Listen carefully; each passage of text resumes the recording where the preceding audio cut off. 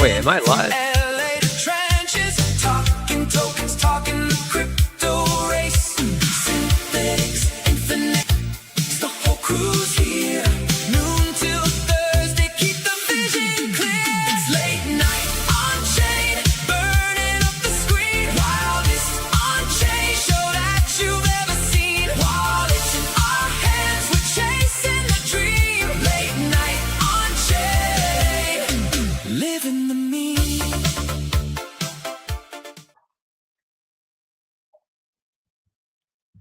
All right, everybody. Welcome back to another edition of Late Night on Chain. I am your friend, your host, Bill the Bull, who needs a haircut. Give me a second. Got background noise. We don't like that. But anyways, 1 second. We'll actually, by the way, this episode is gonna be fucking stacked. Seriously stacked. We got trading tulips with Sybil. Very cool. And we got OX Farmer from STONKBROKERS. Now, STONKBROKERS, man, damn, that thing just went rocket. Probably one of the most valuable protocols on Robinhood currently. So shout out to them. Thing about STONKBROKERS is it's kind of confusing. I don't, for the longest time I didn't even know what it is. So it's good that he's going to come on so we can chat all about it and kind of simplify what exactly it is, because I think a lot of people need to know about that. So anyways, them on. But first, we have to show love to our sponsors because, again, guys, the only way your boy makes this happen and he shows up Monday through Thursday new PST is if you have sponsors. It's the only way your boy gets paid. No one does this for free. So I do appreciate each and every one.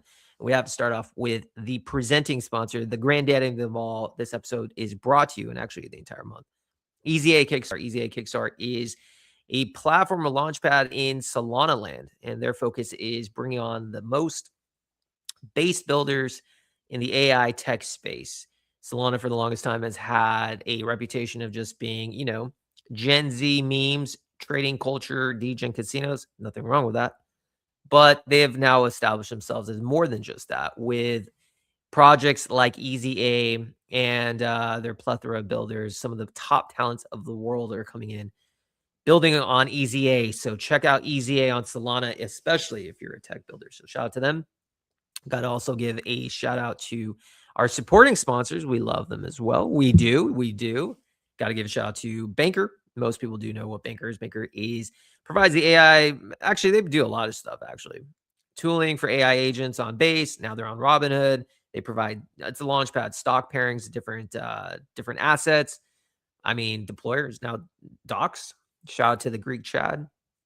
Shout out to Danny and all them. But yeah, they basically allow agentic agents to operate autonomously with no human, provide all the tooling, and they've been doing it for a long time. They've basically carried Base for the last, 6 months. So shout out to them. 2 more sponsors: Albemarle City, the first tokenized city on Solana blockchain. The lands are free, and the oils and the minerals are abundant. Check out the first tokenized city on Solana, Albemarle. And last but not least, Buildify. Buildify is a new launch pad, and that's not just on Robinhood, but there are multiple chains, EVM. They're doing different spin. They don't have a token. So they are focused on this platform out there for builders to launch and for tokens to grow. So check out Buildify when you can. All right, enough about that. Shout out to the people in the audience. Oh, Cheerin, what's up, man? Alpha Chad, this guy is, man. This guy, if you're not a part of his little private Telegram, you're missing out. You are missing out. This man is glued to the trenches. I don't know how he does it. I really don't. But he's uber Chad. All right. Without further ado, though, let's just bring in some studs. Why don't we? Let's bring up the one, the only, Trading Tulips from Sybil. How you doing today, sir? I am doing great. I was expecting you to kind of dive in. You kind of usually do like a news cycle before we get into the interviews, but what's going on? I would, but we had to start the show a little late because your boy was running a little late, so we didn't have time because we got a stacked episode. I need to make sure I get enough time with you guys. So I was like, okay, we could talk markets. Robinhood's kind of popping. There's different, sectors that are doing pretty well. It's very tough though. There's some few memes that are doing well. Cash Cat's done very well, but everything is focusing on Robinhood, not necessarily on Base where you are. So let's start with that. How are you feeling. You're a base builder, you're on virtuals. Base is getting zero volume. Everything's on Robinhood. Builders are, trenchers are leaving. As a builder, does that bother you? Yeah, that's a good question. Uh, the one thing that separates me from most other people running projects right now, I think, is that I've been here for a long time. And I know how these things usually play out. Like we're already seeing a mass exodus from Robinhood. We're seeing volumes die down. Not much is holding up over there very well. Cash Cat's doing pretty well. There's You can count them on one hand. Stockbrokers just having a rip right now. But like there isn't a whole lot happening yet. It takes time for these ecosystems to mature and for the dust to settle after the hype. And then you kind of start to see what is the chain going to actually look like? What are the economic, like you see Solana has become high velocity trading ecosystem for the most part. There's other things happening there, as there's other things happening on all chains, but ultimately we start to see the chain take like a form of some sort after some time. So I'm not the type that likes to run and chase the shiny penny, because like I said, I've been here a long time. And uh what I would like to see is some stability in the ecosystem, some clear direction as far as what's having success and what's not. But yeah, I mean, I would be lying if I didn't tell you that we've talked about doing something on Robinhood, right? Maybe bridging the token there, seeding liquidity, and just having the token there so we have more access to retail, things like this. But ultimately, it hurts to see all the volume flock away from base and onto other chains, but you have to realize there's not a whole lot of active liquidity right now. There's not a whole lot of attention right now. So when one thing happens and it's exciting, everybody goes to it, and everybody that was holding your coin is fleeing to a new blockchain. And usually it's temporary, right? It's just a symptom of low liquidity bear market, and I'm not going to let it get us down. We're sticking to the work right now, trying to grow revenue, trying to grow the products, and at some point we'll see volume return to base. We're already starting to see a little bit. People are kind of tired of getting rugged. It's a minefield out there on Robinhood if you're trading actively. So, Whew. Tell me about it, brother. Even myself, I've realized about me, I am very good at interviewing S tier guests like yourself. Very good at it. I'd like to say that, but I'm horrific at the trenches. Oh my God, these guys just literally raped me in the sense of like, it's Solana part 2, even worse. Like I can't sleep at night. I wake yeah, up, it's down. Like, and you know what? What happens is when it's down, it doesn't come back up. They move no, on. It's not yep, like they used to say, "Oh, don't do leverage." Okay, cool. I get that. Don't do leverage. But guess what? When you're playing some of these meme coins, it's basically leverage because it doesn't come back up. No one cares. Very tough. Very tough. Anyways, yeah, you make good points. I mean, listen, I think Robinhood's it's a minefield out there. You know what you're getting with obviously it's a base building infrastructure. They're maybe too much for builders, some could say. And then I want to get into the new stuff with virtual. I mean, with Soul. But one question to you though, before we dive into your project, why do you not think there's not too many good tech builders on Robinhood right now? Base clearly is tech central. You have Easy A on Kickstart. That's Solana tech central. But realistically, it's not like that on Robinhood. There's no real big. I mean, yeah, you have the outliers like stockbrokers, but it's like more of a launch pad and stuff. But like an actual AI tech building, I haven't seen. Why do you think that is? Or you have any thoughts on that? I would say it's just we're too young. It's the Okay, you have to look at each new blockchain like a new city or a new ecosystem, right? Mm, It's new and exciting. And usually the things that work in the beginning are those new exciting concepts, right? So you see the degen stuff, you see cool DeFi games, you see like kind of just people doing stuff that they know probably won't last, but it is really good at generating attention.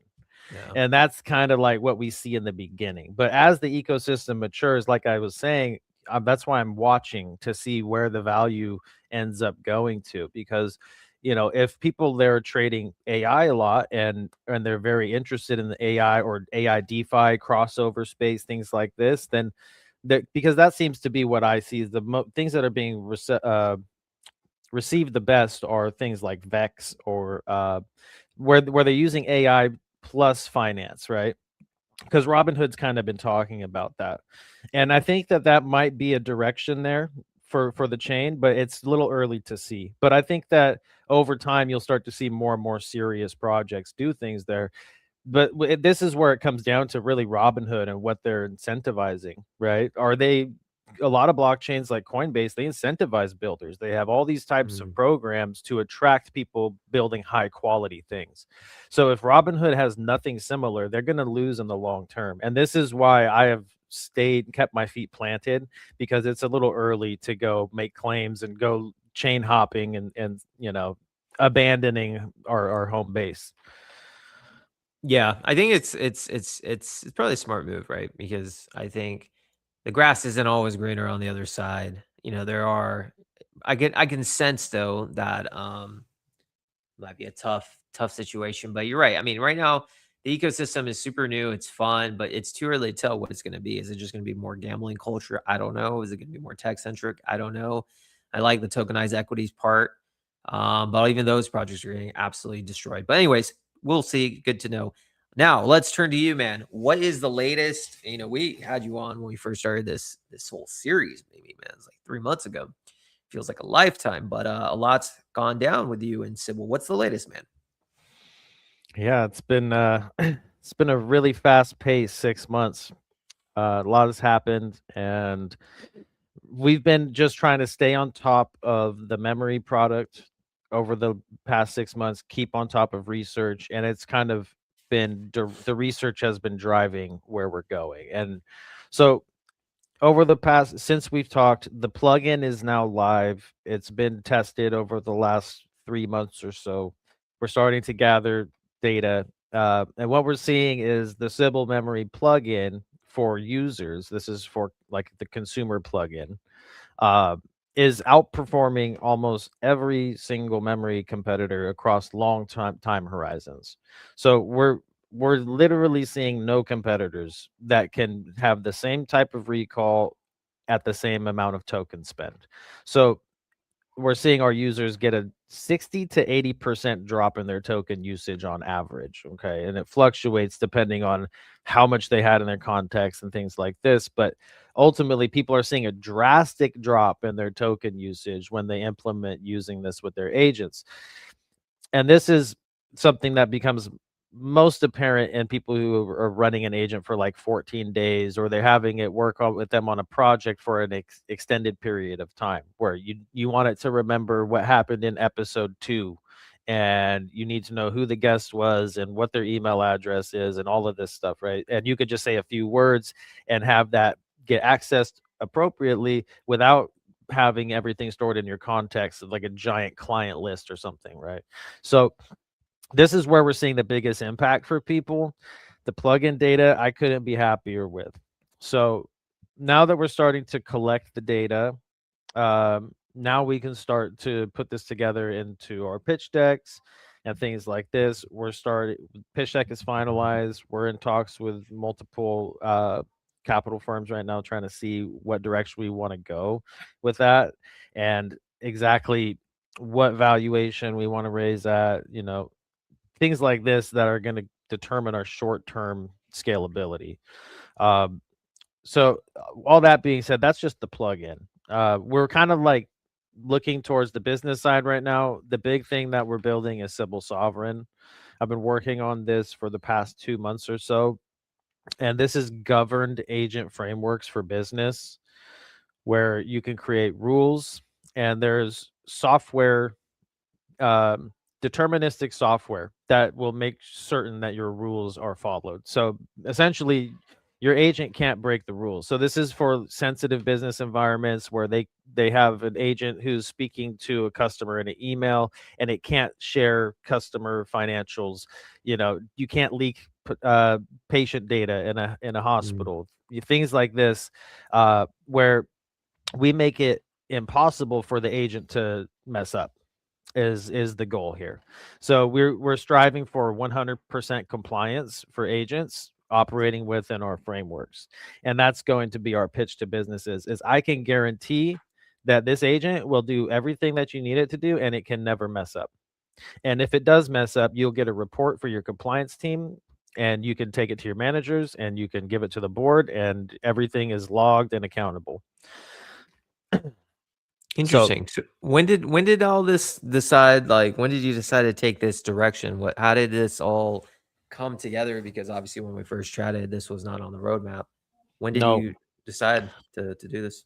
well, the when looking at AI in business, I the main question everybody asks is what's the problem, right? What Mhm. is the biggest problem people have? And it really boiled down when I looked at it to trust, right?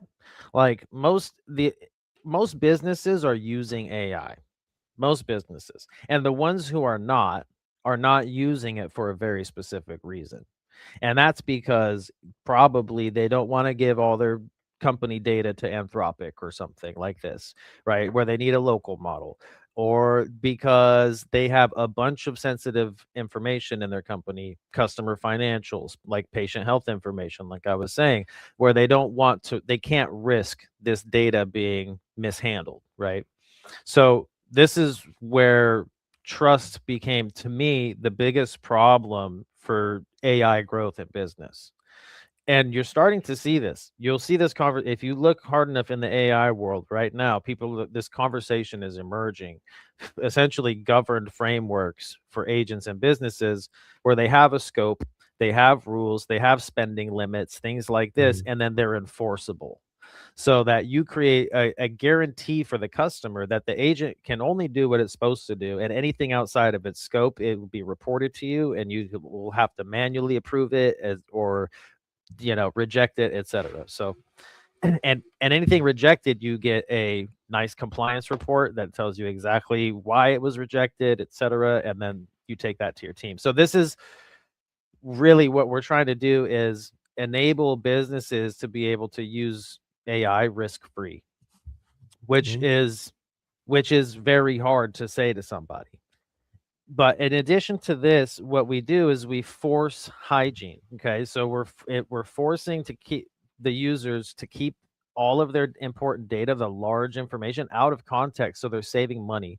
So we force these situations where there's no improper use, where people are mishandling their agents Mhm. and ballooning their AI spend for their company because they don't know what they're doing. This happens a lot. There's a lot of companies spending way too much money on AI. So what we can do is we can create an environment that is enforced, that makes sure that the agents context can never balloon and their AI spend stays within their limits. So this gives companies a way to manage their AI spend, as well as ways to create governed environments where they can create very efficient workflows. Wow. So let's talk about from a token holder's point of view. How does this work with them? So say you have all these plans, you're looking to raise. What about the token holder? How do they benefit from this, or do they not? Is it just kind of separate? What's the thought process going behind the community?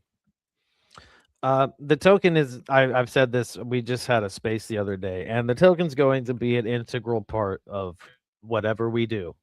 I've tried to made this clear in the past, and it's a little bit hard because Yeah. we are an official company. Like, we are a very legitimate business entity at this point. So I have to be careful with what I say, and we have to be careful, as always, with the way that we put forth our language. So what I will say is that the token is an integral part of Sybil. We will be using it for our product. We will be using it as part of the ecosystem where our revenue is used to fuel the token ecosystem. Okay. Now, I can't say that we're going to be sharing revenue and like doing things like this, but what I can say is Yeah. that the revenue will be used to fuel the token ecosystem, and the token ecosystem will be tied to our products. Okay, so these things are very closely related, and over time we're going to have more and more creative integrations. I'm a 12-year crypto native, right? 13 years. So Wow. at this point, like I'm a romantic when it comes to crypto.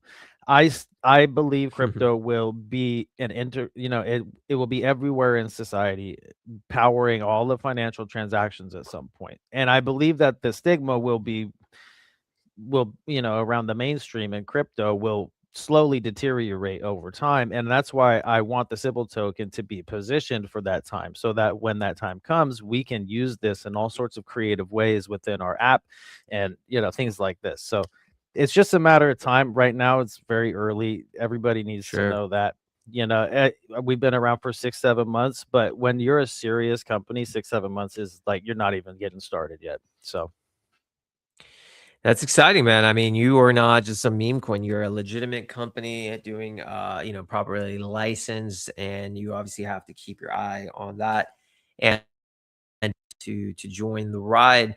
What what else, man? I mean, what else is so you have a lot going on. Anything in particular that so you do spaces real quick. Just curious, how often do you do those with your community? we were doing them every Sunday for a while, but the last, I think, month or so, we paused. But we're Mm. going to start them up every Sunday. Sybil Sundays, we're going to be running every week. I like that. I like that. And JY, if you're listening, I'm in the Telegram. I don't see any questions from JY. I don't think he's there. But if you're listening, sir, please let me know. What question for you? What do you think is going to take for the trenches to be reignited on base? Do you have any thoughts on that? Because after that Brian fiasco, man, it's been dumb. Yikes. Yeah, that was a major yikes moment for Coinbase. Somebody over there needs to be their trench analyst or For something real. to keep those guys informed, because that's unacceptable. But yeah, I don't think it's going to be any one thing that reignites volume on base, but I do think there are some things on the horizon. I think a lot of people are forgetting that the largest liquidity events in history have been large Mm. blockchain TGEs. Okay, token TGEs. The base token TGE is coming. And I will say this, if I was working at Coinbase and I saw all the volume leaving my chain going to Robinhood, I would speed up the TGE. So I am of the mind, I have a theory that Coinbase is going to launch, or Base Chain is going to launch Base Token before the end of the year. And I believe that this might be the spark that causes the inflow. Yeah, I think you're right. I think there's just too much at stake. Everyone's talking about, you know, Robinhood, and rightfully so. They're giving the trenches an opportunity. And I think that if they don't capitalize on this, they're going to miss out. Like there's a certain amount of time period for you to put yourself out there. And the best way to take wind out of their sail is by doing the TG. I think the TG is going to be massive. I think everyone will forget everything that went on, and we'll just come back in masses because people want to go where there's opportunity. And I think if you wait too long, I think a bigger thing is you're going to lose builders. You're going to lose the builders who would have built on base. They will now choose Robinhood because it's where the excitement is. There's where the liquidity is. And I've been very vocal about it that a chain cannot just live with just builders. There's like Avalanche, bases heading towards Avalanche style, where it's just like builder only. Well, if you don't build the trenches in the community to support the builders aren't going to come. They're going to go where there's because people want to make money too as you're building. So I think you make a good point. Um, my friend, any last words, man? I mean, well, actually, we can chill for a little bit. Stonkbrokers is not here yet. So, what else, man? What else? What? Okay, so tell me about this. What about the next? What's you said a lot of things about what you're doing. But what's the one thing with the community that you want to stress is your most, and maybe for those that aren't in the community, the one important thing that you are focused solely, the number one thing in the next 2 to 3 months? Um, one thing I haven't mentioned yet is that we have been planning a fairly large hackathon event with some big partners. Um, we're just trying to finalize the details before we announce this because it's not a negotiation, but just the details surrounding the prizes. Hmm. Some of the prizes involved were residencies to the network school. Oh, wow. So this is a 30-day residency startup accelerator with base and virtuals and stuff. And the one that was in Malaysia got shut down or something. So there's all this is kind of thrown a wrench in our whole thing. So we're trying to figure out the details on that, make sure that we can actually get the prizes before we come out announcing stuff and saying that, we're partners with this company and this Yeah. company. Yeah. So that's one thing. But I want to just point something out, the story of Sybil and what we have. Like, we have an agent that's been in production for 6 months. She's only getting smarter, only getting sharper, and her memory and all the things that she does is creating uh experiential learning, like where she's learning by doing things, and then it gives her new concepts for future problem solving. So we're starting to see emergent behaviors and all sorts of amazing things enabled by Sybil memory. And this is the same type of thing that is enabled for any user who uses it over a long time horizon and is actually engaging with it and solving problems. Uh, this is the biggest unlock. It's hard to see because it takes weeks, it takes a month, it takes building and Hmm. doing stuff before you start to see the real results. But the impact is massive. And this is something I really want to drive home. It's really something we're starting to try to uh, like approach in our language when Hmm. we come out with marketing and stuff. It's difficult to convey to people because people's attention span is so short nowadays that, So short, yeah, you're talking 3 weeks, bro. Come on, like nobody's, So bro. that's one of our challenges right now. Yeah, that is the challenge. And last thing before we have to let you go, I know you brought up JY, and he's now a part of your team. What made you decide to expand and acquire, hire people to join you? Is it just because you couldn't do it yourself? Is that just the direction the business is going? What led you to hiring a role like his? Well, once we had the memory benchmark and we were outperforming companies that are worth hundreds of millions of dollars, I decided that it's time to take this a little bit more serious. Mhm. We now have 8 guys helping out. It's not just JY. Well, So we have content guys. I have 3 junior devs, a QA guy. We have a team forming. Things are growing, and it's because there's no chance that I could manage all of this on my own. The amount of stuff that we've been doing. Um, when I say we've been heads down building, like that's with a capital B, capital U, capital I, capital LDING. So it's not we're not overstating how much we're doing. And daily team calls, partner calls. I just spoke with a dev firm that's in Poland last night, and we're going to be onboarding their team. They're going to be testing, and they deliver SaaS solutions to companies. So we are constantly introducing to new companies, trying to find partners to grow. If you have a company, you want to integrate AI and you need help, please reach out. amazing, amazing. All right, my friend. Well, listen, it's always a pleasure. Any last words, man? For the three, wait, we have 2,400 plus people tuning in live late night on Chain with trading tulips from Sybil. Any last words, my friend? Any last words? Um, I feel like I've spoken a lot about technical issues, but uh, I would say that we are very much in the first inning with Sybil. Um, we are looking into the future and trying to see where the market is going. AI companies tend to jump into one lane too quickly, and they get themselves boxed into one solution, one product. And the AI industry is very dynamic. And that's why we're trying to position as infrastructure, provide businesses with the tools that they need to be successful to use AI, and allow them to reduce the amount of human hours they spend on things so that they can improve their efficiency. And that's really the goal of Sybil. So thank you, Bill. Appreciate your time. Love it.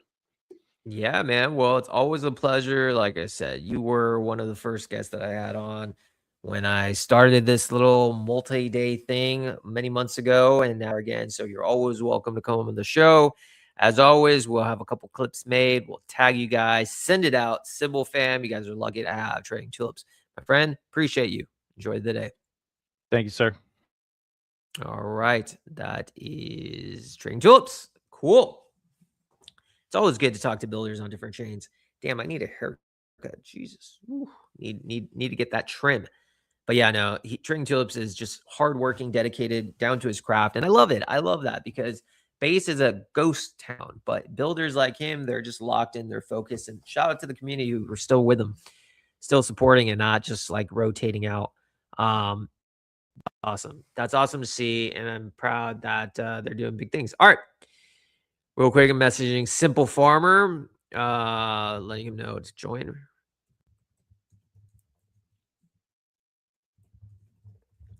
All right, so while we wait for him, this is typically the time in the show where we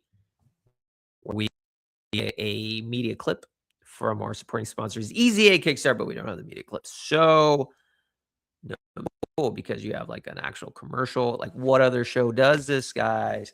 Nobody. Big sponsors, holler at me. You know you want to be on here. You want to be on here. All right, I don't know what's going on with the market while we wait for Simple Farmer, but it seems like just things are getting crushed. Very interesting to see. Very interesting to see. Let's see. What am I looking at here? Wrong is hit 10 and now it's dropped to 8. Yeah, I don't know. I feel like, I was like kind of shit posting yesterday. I think like so now Uniswap's in the mist. Man, the launch pay game is tough. It is absolutely tough. There's stockbrokers, but there's pawns. Uniswap's coming in. Sushi wants to do something, even though Sushi literally hasn't done jack shit. I've had Alex on the show though. So shout out to him for, being a part of the show. But yeah, you guys are chilling. Stockbrokers chilling, man. I wish I knew what the hell that was like at 700K market cap. No idea. I did not understand anything about what it was, but I definitely wish I had a time machine. I definitely wish I had a time machine. Ripping, man. Ripping. So we're looking forward to Stockbroker should be here. Farmer should be here any minute now. I just literally chatted with him in DMs. But guys, Misha, former, or actually still current Chad, not a former Chad, but he was the BB7X supporting sponsor last month, not this month. Take the time off, sir. Take the time off. Cook, get in the weeds and cook. But always a fan of you, man. Happy to have you here. Building Sybil on base. Yes, Dylan. Building Sibby on base. Bolt Sybil to the moon. I agree. Sybil, like I said, base, I think has to have their TGE, man.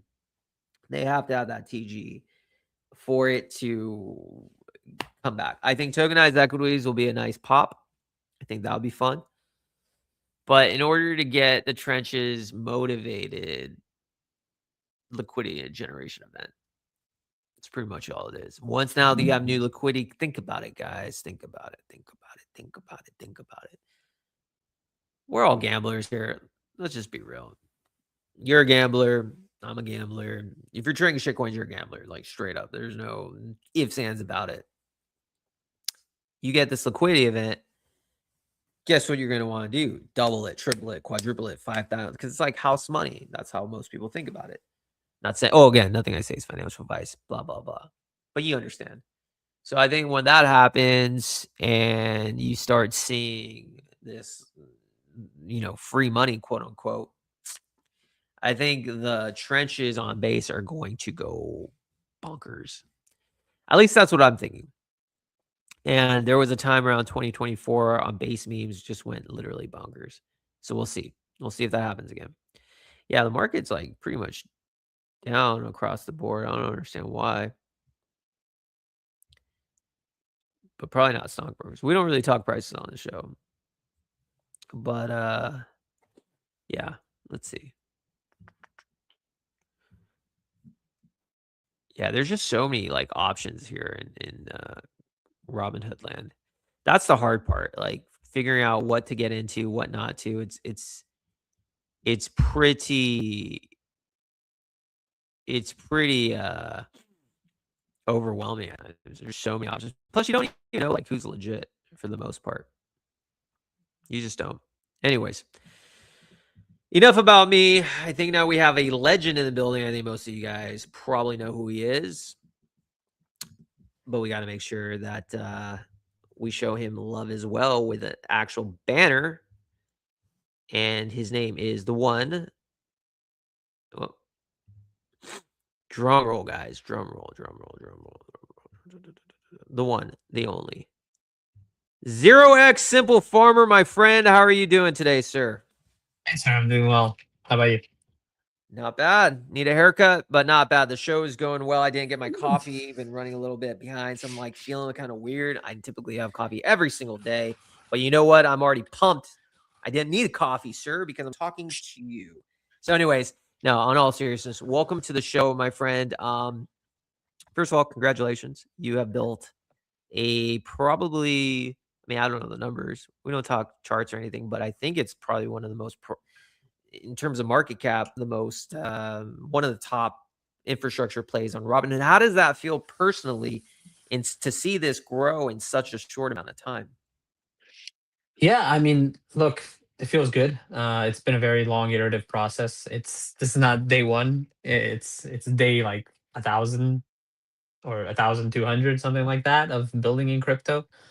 Um, so it's been a difficult experience, but it's been very educative and it's rewarding. Yeah, for sure, to get that to find that product market fit. And you know, I think sometimes in the past, or sometimes other developers think that maybe the space isn't working right or they're doing something wrong. But I think it's just like crypto is such a grind, especially with such a limited liquidity landscape, that it takes a long time before you start putting together all the pieces to create successful product. Interesting. So right now we have 3,200 people tuning in live late night on chain with 0x Simple Farmer. Not many people might not know your backstory. Let's talk about you as a builder and what you've done, because even myself, to be completely honest with you, I was not familiar with your game. I just wasn't, and I'm sure other people are just getting to know you now because of Stonkbrokers. But why don't we talk about you as a person? Talk to us about your journey as a builder in this crazy space we call crypto.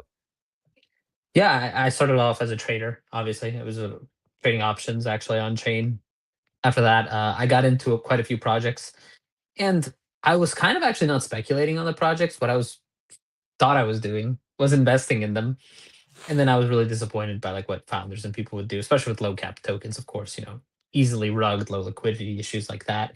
So I decided it'd be more efficient use of my time and liquidity to do it myself and essentially create my own luck if possible, and build something different. I think I have a bit of creativity.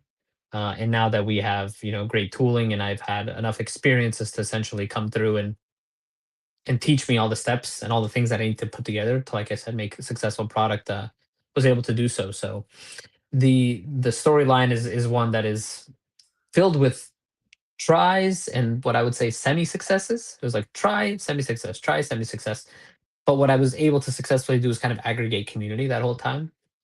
And then about 1.5 years ago, I started working for ApeCo, which is a subsidiary of Yuga Labs that runs ApeChain. So I got experience essentially being in the internal operations of a layer 2 blockchain, seeing how that works and flows. I think that's been invaluable in my execution here as well. Um, and since then, ApeCo actually disbanded in May, so it's been a couple months since then. I've been working on this project and essentially trying to push it to an elite level product, and I think we've been able to reach that. So walk me through then this concept. So you've been in the space for a while. You started as a trader, and then you started realizing building is where you want to do it.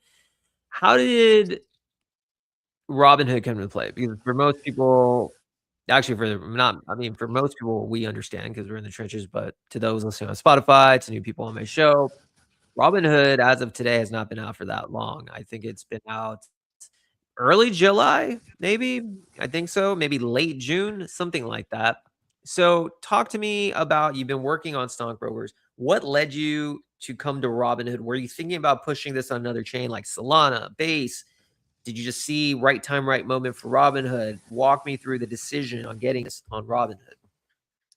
No, Robinhood chain is a unique chain in that it has these unique assets known as stock tokens. This is essentially a new financial asset in the world where they have these on-chain tokens that are backed one by one for one with real equities, and it's an elite asset class. We can do a lot of interesting things with it, and they're actually something that's really cool is self-multiplying. So the stock tokens on Robinhood chain actually self-multiply and earn dividends from these real world companies.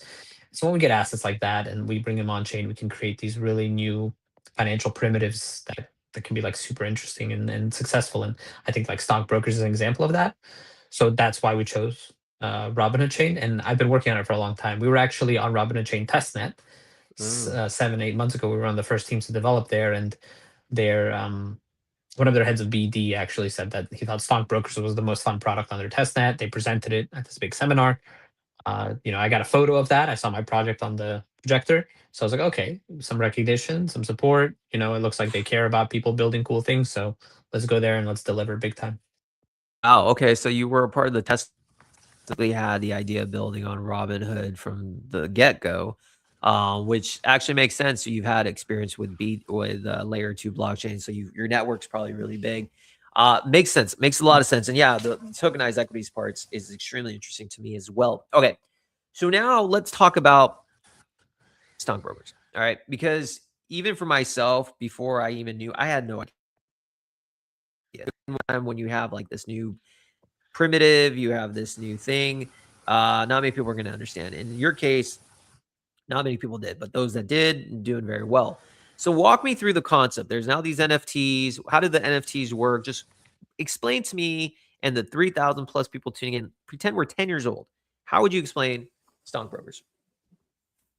Yeah, I think stockbrokers is a new on-chain financial technology that allows for these peer-to-peer interactions in a way that users are essentially able to interact with both an NFT and a token to develop this investment portfolio and long-term investing into whatever assets they prefer, those being stocks or stonks.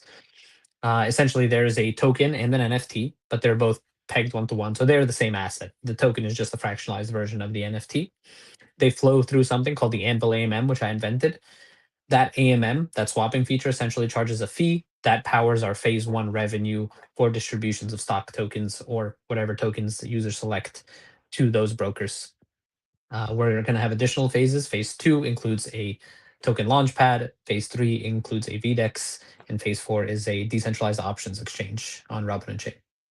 Wow. Okay. So at its current value, what does the NFT again? I'm 10 years old. I might have gray hairs, but I'm 10 years old. Farmer, 10 years old. What does the underlying NFT, which is gone again, we don't care about price on the show, but it needs to be said, it's gone from literally nothing to I think or something. I don't know.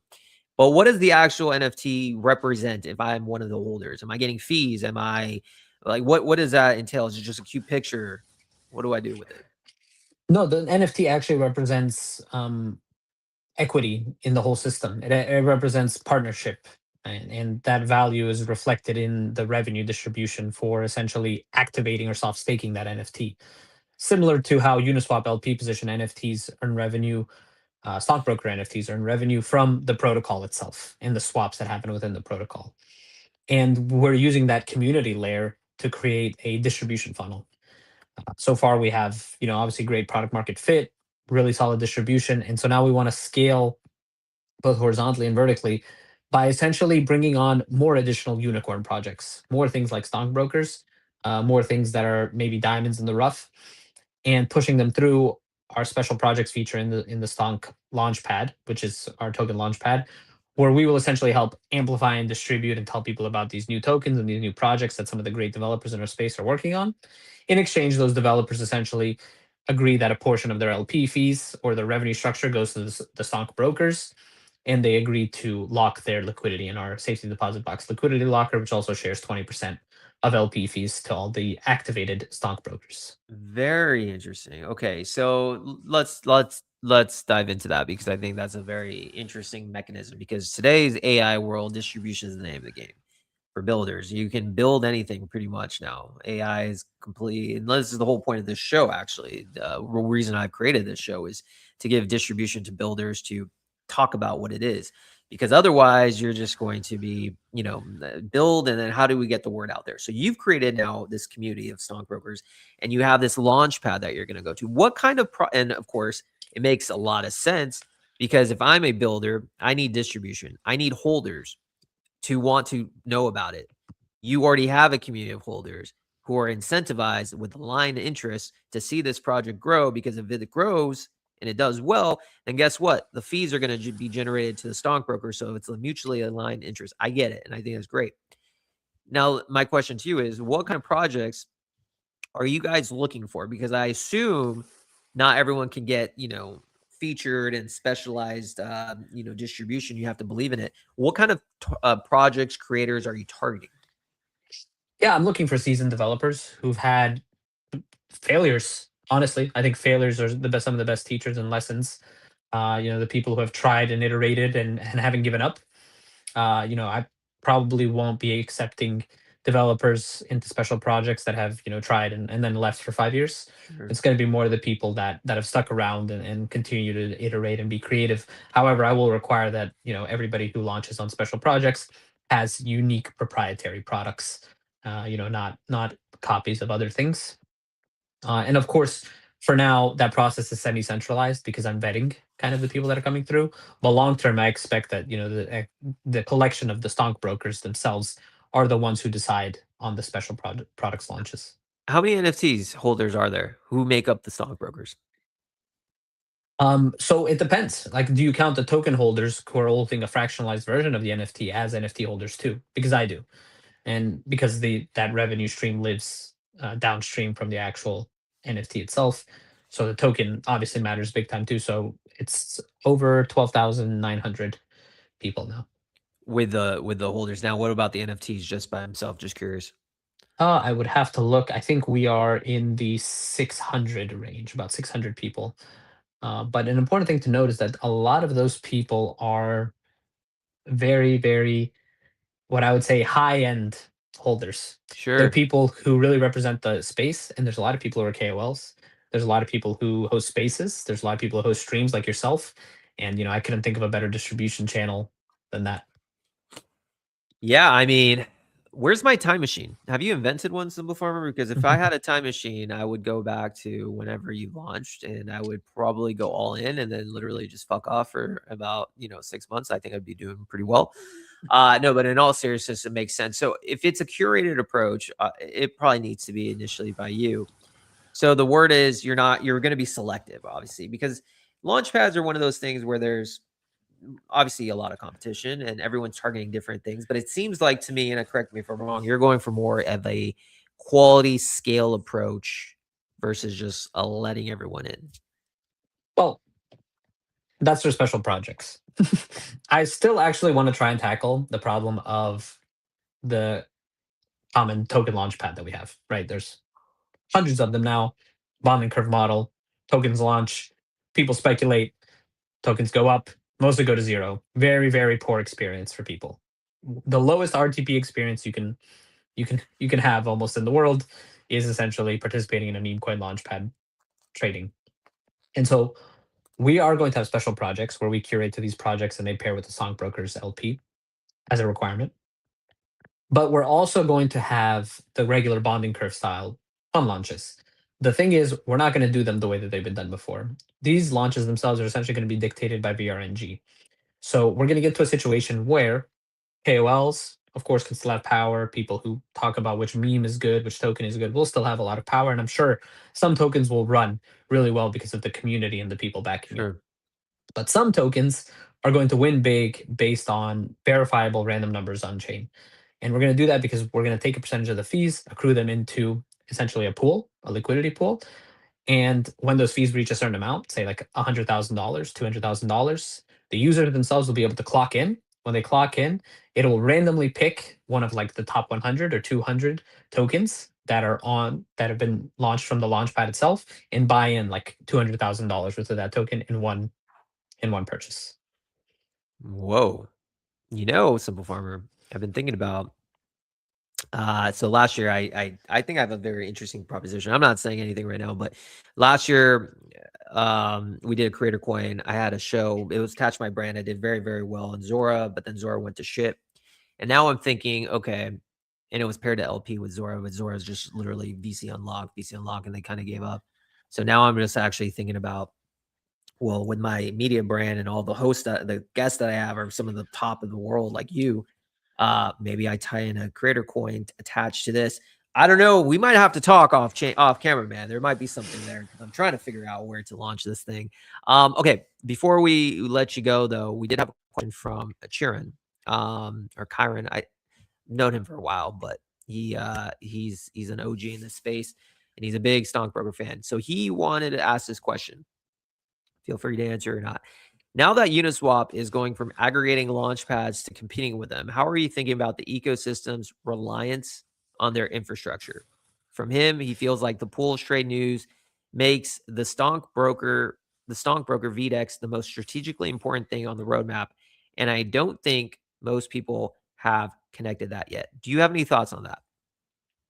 Yeah, look, I think the point of crypto was to create decentralized on-chain financial technologies. It wasn't to create on-chain corporations. Stockbrokers is not going to become an on-chain corporation. All of the equity governance structure and fees of stockbrokers will always flow fully on-chain. And so Uniswap is not that. It's an on-chain corporation. I'm a fan. We're going to use Uniswap pools for the stonk launcher, to be fair. But I don't think Uniswap is as tapped in to the trenches as the stockbrokers are. They're actually representatives of the trenches directly. And this is like a force of people. Essentially, if Uniswap had, 4,000 people in the trenches working for them, that would be, or 12,000 people now working for them, that would be like what the stockbrokers launchpad is. I agree that the VDEX is super important. And a VDEX at scale, done correctly, is an extremely powerful revenue generating protocol. The most important thing with the VDEX is how do you create a non-inflationary VDEX? And I think with the solution that we have, where the brokers have to be activated essentially, and 50% of that doesn't get burned, it stays in a wallet. We found a way to achieve a successful flywheel where we get a non-inflationary token, but are still able to properly power a VDEX. Amazing, amazing. Hopefully, Karen, Jiren, again, I don't know how to say it. Even though I've known this guy for about a year and a half. Great question. All right, my friend. Well, listen, we have 3,300 plus people tuning in, and they've learned all about. Any last words, my friend, to those tuning in? No, just, I hope this situation with stockbrokers acts as like proof of concept that you can build on blockchain.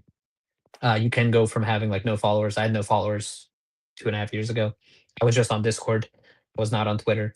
So you can go from having no followers to just building and being creative on chain. And building on chain can be rewarding, especially if you build creative new proprietary technologies.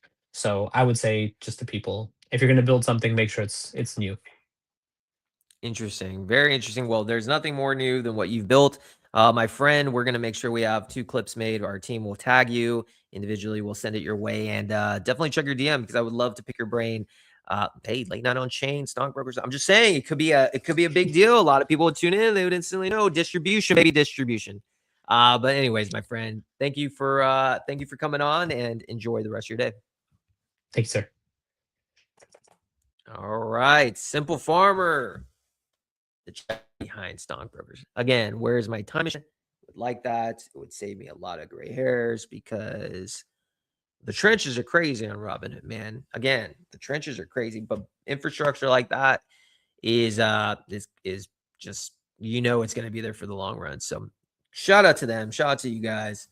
And that's it, guys. That's it. We keep it simple. We keep it simple 1 hour every day. New PST episode again is brought to you by Easy A. Please check them out if you're building something in tech and you want to do it on Solana. Go to Easy A. Simple. Shout out to our supporting sponsors again: Banker, Buildify, Albemarle City. If you guys want to, potentially be a sponsor of my show, hit me up, Bill at Late Night on Chain. Actually, no, it's Late Night on Base. Haven't changed the email, latenightonbase.com, but theoretically, it's Late Night on Chain. Appreciate everyone. Don't get liquidated. Peace.